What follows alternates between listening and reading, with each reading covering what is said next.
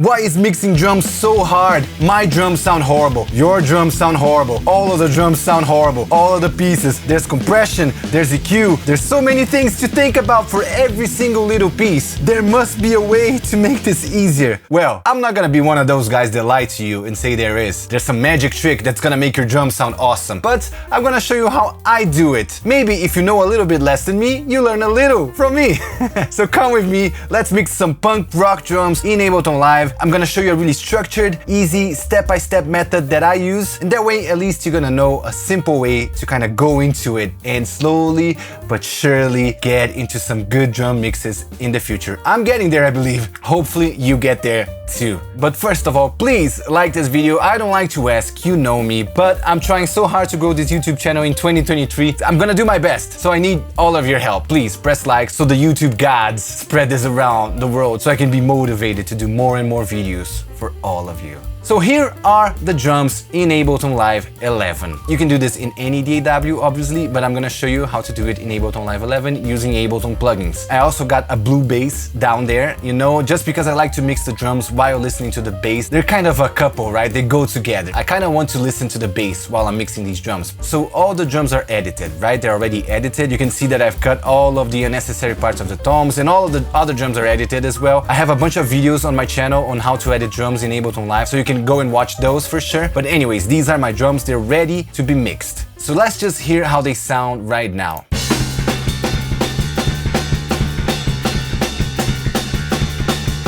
So not very cool, right? They sound kind of bland. I can hear that they are nicely recorded, that's all good, everything's okay in there, but they're kind of all mushed in the middle. They don't sound very good, they don't sound very punchy, they're kind of boxy as well. So we're gonna go in there and step by step get these drums sounding awesome. So step number one, group what goes together. So the main thing that goes together are all of the drums, right? So just select all of your drum channels and group them into one big drums channel. Now, what else goes together? Overheads go together, so we can group overheads into one group inside the drum group right there. We also have snare top and snare bottom right there, and I'll just name this snare. And we have toms as well that could go together, but it's not really necessary to have the toms grouped or the rooms grouped. So the most important one for me is all of the drums for sure, the overheads and the snare all being together. If I had like a kick in and a kick out, I will also group those two, but I only have one single kick mic right here. Second step, volume balance.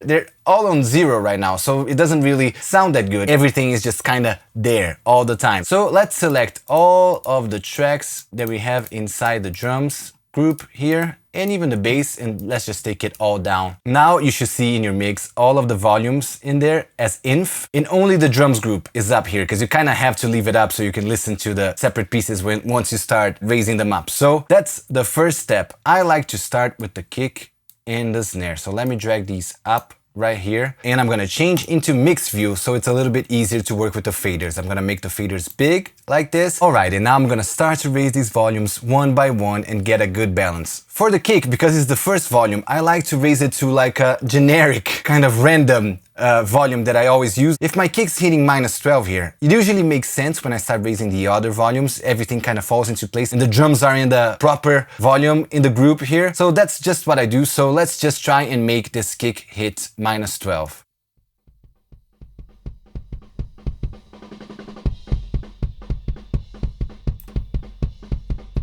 There you go, that's close enough for me. Now we gotta get the snare. One good trick to get a good kick and snare balance is just to get a Spectrum plugin here in Ableton Live, like this, and put it on your drums group. And then you're gonna be able to see where your kick is hitting right here.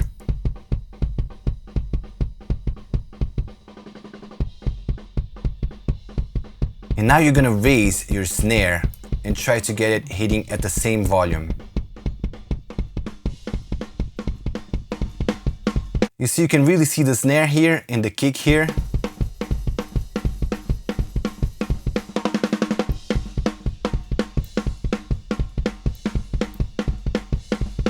So you kind of want to have your kick and your snare in the same line here in the Spectrum. Let me make it bigger so you guys can really see.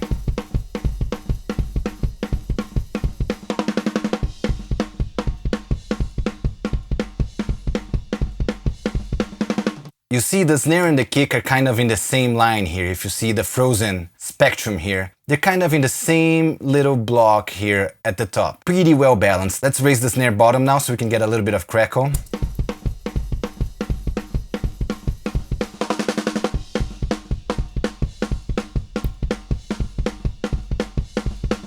And now I'm gonna raise the overheads.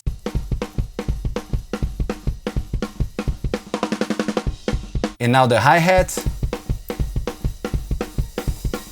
One other thing that we have to do at this point is panning things. So one good trick to know where to pan your pieces in a drum kit is just to solo the overheads, because the overheads are already panned, right? They're hard left and hard right. That's how overheads should always be, hard left and hard right. So that way, if you solo it, you're gonna hear where the different pieces are actually positioned in front of the drummer. So you can really hear that the hi-hat is really to the side here. The snare's a little bit to the right as well, but I don't want my snare to be too much to one side, so I'll leave the snare in the center, the main snare microphone in the center, just so the most powerful snare sound comes from the center with the kick. But you could pan the snare where it actually is on your stereo image, but for the other pieces it's kind of nice to spread them around so your drums sound really spacious and large, right? So let's do the same thing for the toms. I just gotta find some toms here.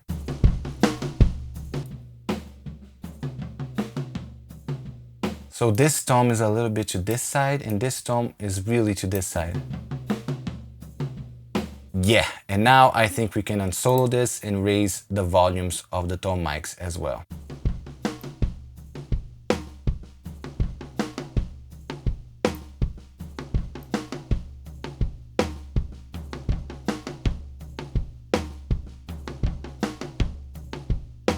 All right, let's go to another good part of the song so we can hear how everything sounds.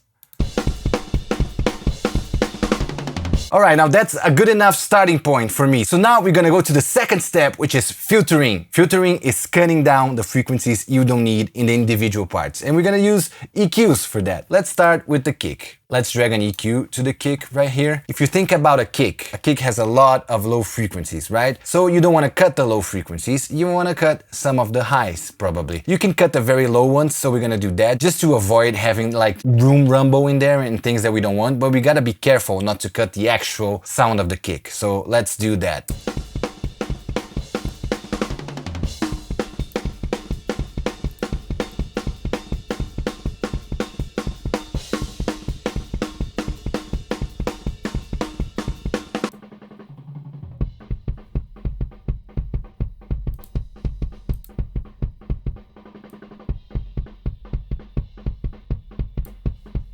Alright, and that's all you do. You go into the individual pieces and you figure out what can I cut off this piece that's not necessary. For most of the other pieces, to be honest, it's gonna be the low end, because the low end has to come from the kick. So let's go into the snare.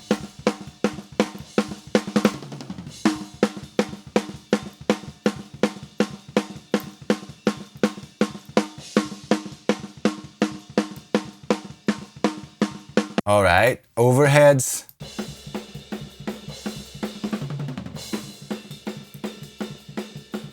Overheads, you can really cut these lows out because you don't want them to get in the way of the kick lows. So you can really cut a lot of lows in the overheads. Hi-hat. Look at all the junk that's down here on a hi-hat. You don't need all of the low end on a hi-hat. You can cut all of that out. Toms.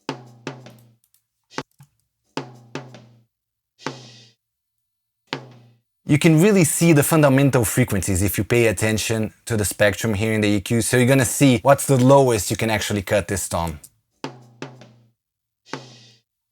See this little bump here? The fundamental frequency. And cut right up to that thing. There you go. Let's do the same thing for the other tom. So we're gonna check the fundamental frequency down here on the spectrum. It's a lower tom, so you're probably gonna have a lower fundamental frequency. See, there it is. There it is. Cut right up to it, right there. Do not cut above the fundamental frequency of anything, really. For drums, usually you can really see the fundamental frequency of everything. For rooms, you can kind of be creative. You can choose what you want to do. For now, I'm just gonna put a low pass on the rooms. There you go. Now everything should be a little bit cleaner. So this is before all of the filtering.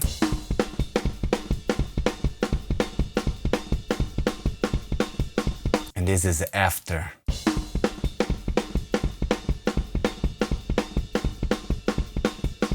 Can you hear how much cleaner it is? Everything kind of has a little bit more space to live in. So always filter first, at least for me, that's what I do. Let's go to the next step, mixing the whole drum kit together. Yes, you would think that that would come last, but no. That's coming first, because that's gonna cut some corners. We're not gonna have to work as hard in the individual pieces. If we just kind of mix everything together, make it sound as good as it can as one thing, and then we can just touch it up a little bit in the individual pieces. You don't want to waste all the time just EQing all those little drum pieces, do you? So let's start with the whole group first. So I'm gonna do a very basic drum chain up here. I'm gonna first put channel EQ.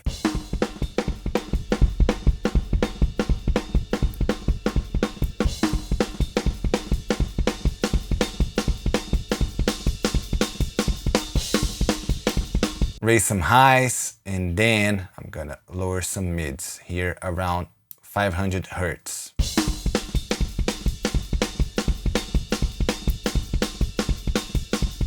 Just listen to how much more finished these drums sound right now.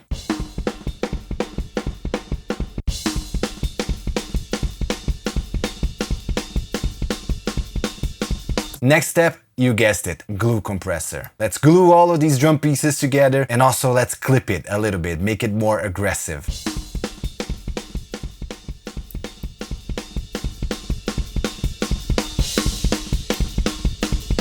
You see that little clip light there blinking? That's what you want.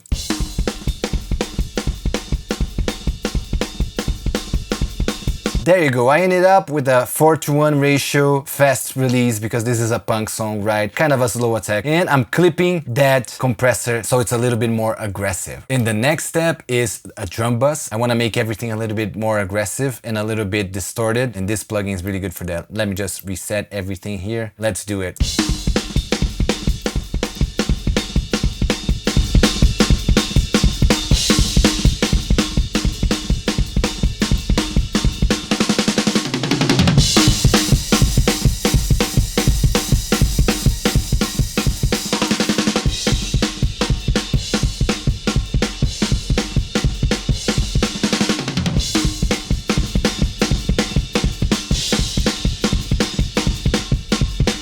Alright, so all that I did is add some drive, add some crunch, and add some transients into the drum kit, and now everything sounds a bit more closer to the final result. And we can go into each piece now and go a little bit easier on them, don't have to push them as hard because we already have a bunch of work done in the group. And now we're gonna go into the next step, which is compression. We're gonna compress the individual channels if we need to. You don't have to compress all of the drums channel. Don't ever feel obliged to put a compressor on a track if you don't feel like you need to. But we're gonna use compression in some of these tracks, and we're gonna try to get some more punch out of these drums. First one, let's get the kick and let's get the compressor on it.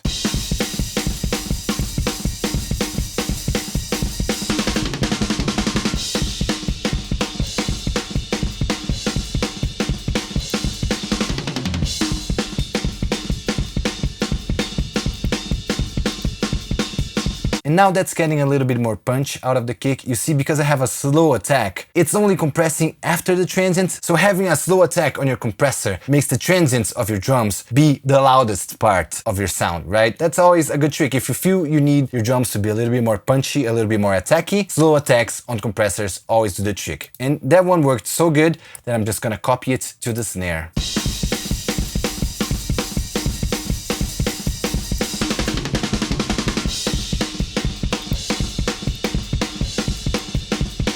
Again, working really well, so I'm gonna just copy it to the toms. I'm not gonna compress the overheads for now or the hi-hat.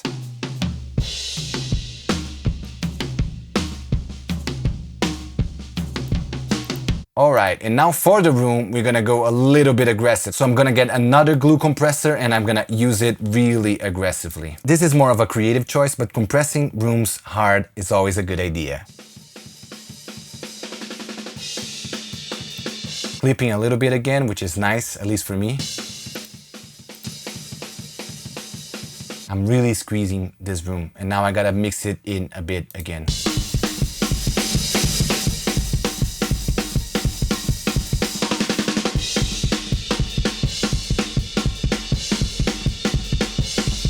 Let's really compress the sausage room as well. The sausage room mic, it's kind of a mic that I stick right in the middle of all of the drums. So right in between the kick and the snare kinda, and just leave it there and see if it sounds good. And now I'm gonna see if it sounds good. I'm gonna compress the heck out of it and see if it sounds good.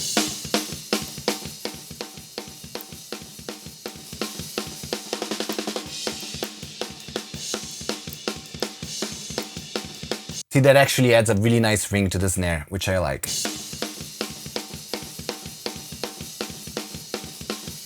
Yeah, I like that ring a lot. Let me mix it in.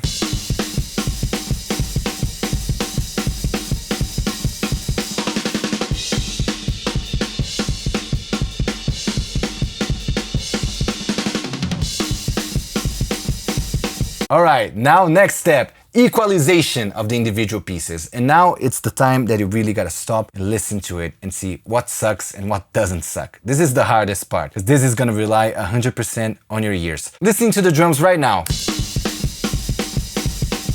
Write in the comments below right now. Stop the video and write in the comments below right now, which is the worst sounding part of this drum kit.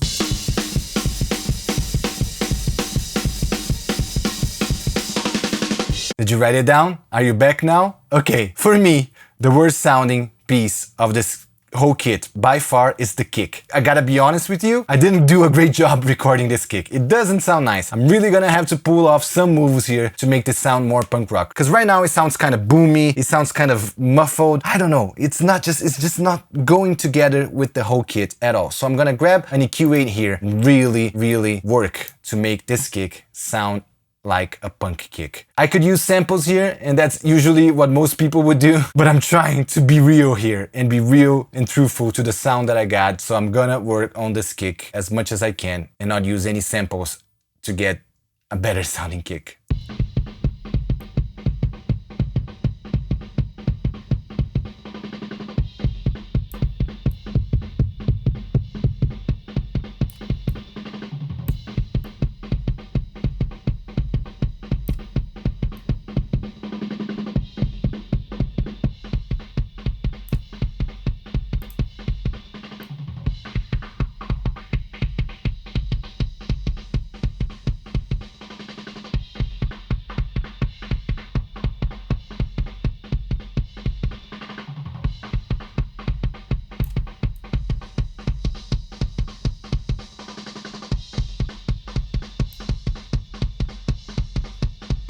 All right, let's hear it with the whole kit now to see if that's better.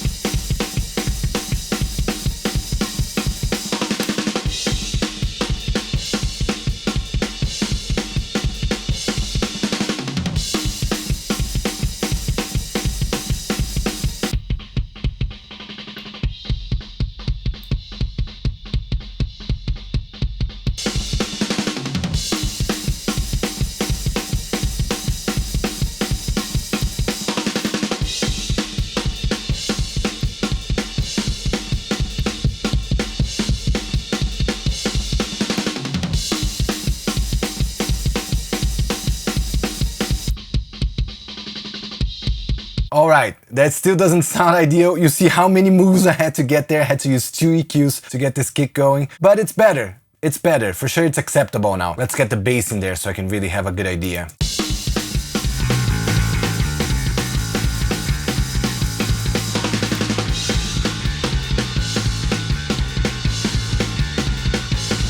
Yeah, that sounds better to me. That sounds better. Let's go to the snare now and do some EQing there.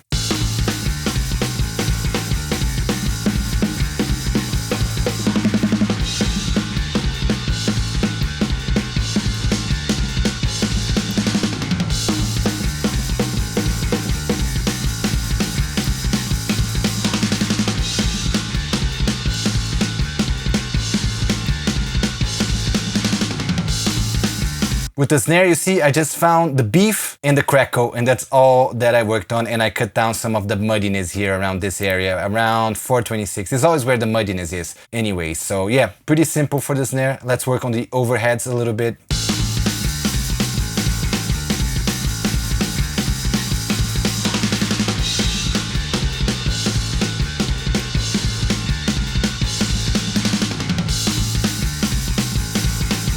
Yeah, just taking out some of the mud and adding some sizzle to the top. That's exactly what we need there. Hi-hats, channel EQ, let's do this.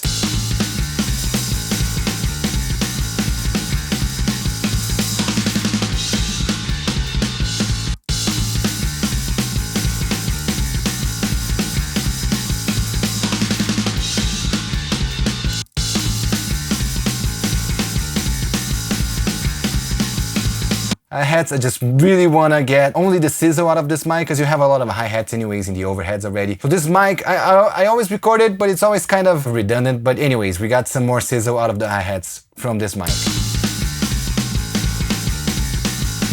I usually have to work a lot on toms because toms never kind of come out as I want them to out of the recording. So let's just loop this little part. It's really annoying to work on toms because usually they're in little sections. So you kind of have to loop little sections just to get the sound right. But anyways, it's gonna be all good. Trust me. What it really needs is some more bottom end. They just need to be a little bit more beefier, these two toms.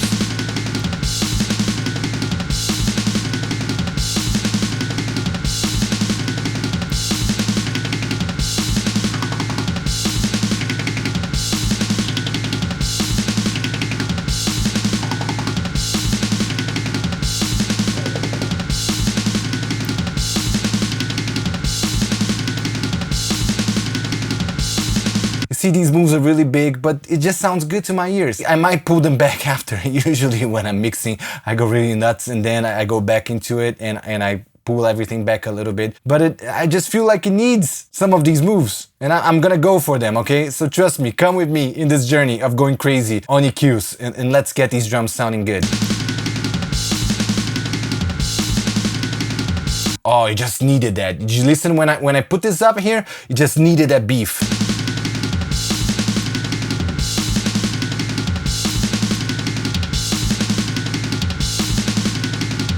Now that's a good sounding tom right there. All right, let's see if we need to EQ the room.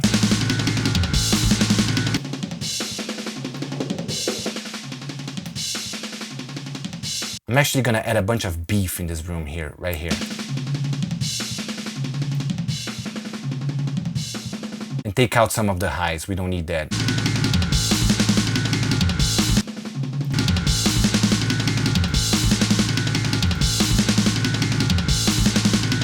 All right, and the sausage mic, the sausage room mic.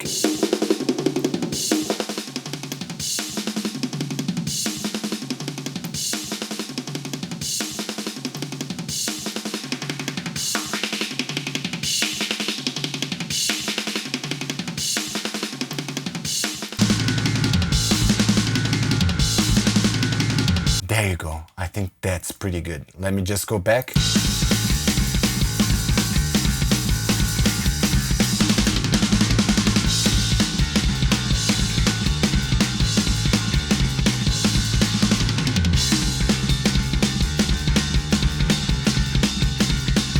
All right, next step now is saturation. We're gonna figure out where we can put a little bit of saturation just to get these drums a little bit more dirty and aggressive, you know? So let's start with the kick. Should I put saturation in the kick? It's gonna be a decision that I'm gonna make right now. Let's see.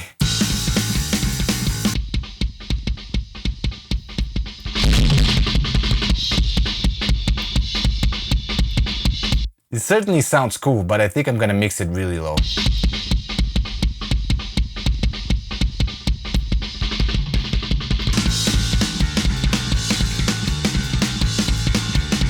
All right, that sounds better for sure. Saturator on snare. See that grit that comes out of it?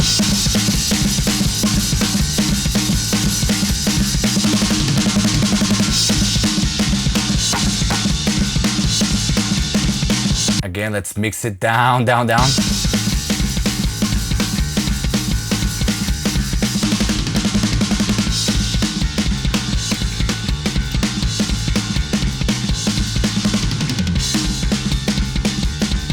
Alright, that's awesome. Overheads, I'm not gonna saturate these, not gonna saturate the hi-hat. Let's see the toms.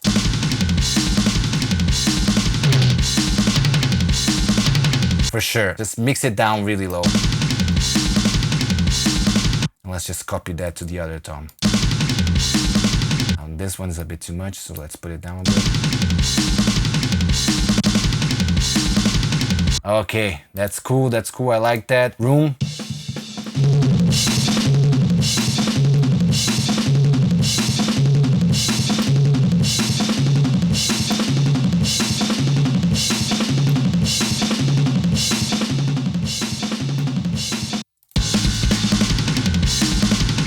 Cool, that sounds good, that sounds good. Sausage mic, let's try something different and put the pedal plugin on it.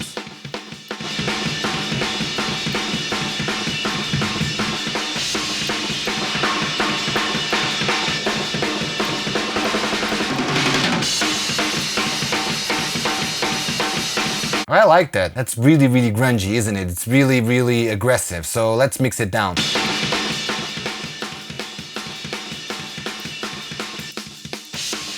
It's just that background dirt.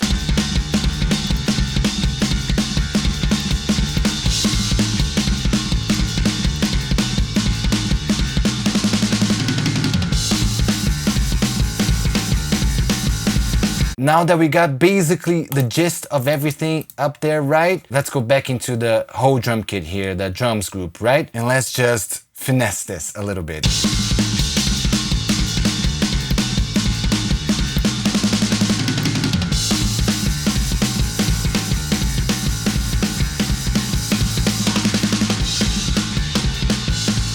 I think it would be cool to put some tape simulation on this. We have this here in Ableton Live, this preset, hot driven tape.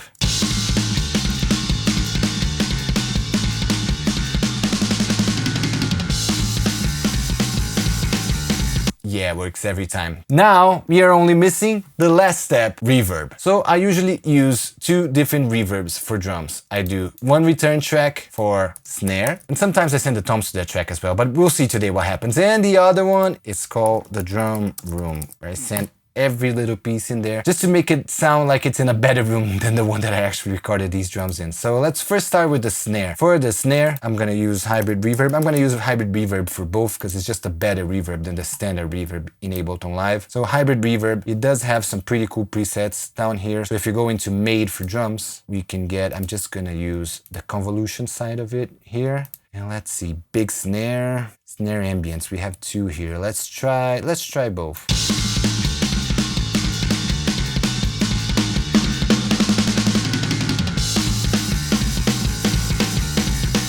That sounds pretty cool. Let's try snare ambience. No, I like big snare better. Let's make it all the way wet.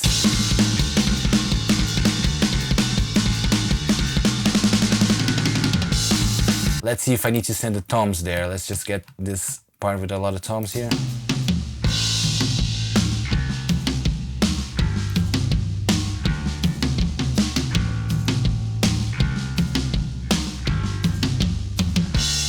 A little bit, it's cool. Alright, and now for the drum room, let's put hybrid reverb in there again. Let's go into convolution again, 100% wet, and let's find here, made for drums, and let's find a cool studio. Let's get this live studio room left and right here. Let's see how that sounds.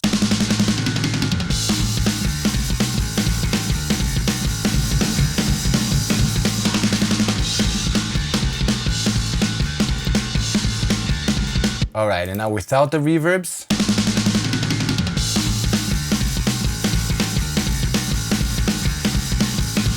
And now with.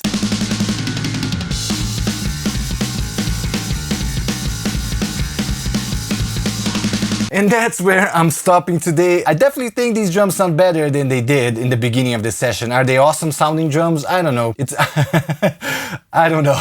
I'm a little bit out of shape, you know. This is my first video in 2023. I've had my 7th surgery in December. I'm recovering still, but I just wanted to come back because I just want this channel to work so much this year, you know. It's been such a long journey making these videos for all of you, and I enjoy it so much. I don't want it to stop, and I don't want it to be just a hobby, you know. I want it to be something that I can actually work on and invest money on and make bigger and better videos each time. I know this is just more like the usual videos that I always do, but I have so many good ideas now that I'm healthy again. I have so many good ideas in my brain to make weirder and cooler and more expensive videos for you guys. So please, if you're new here and you got to this point, thank you so much.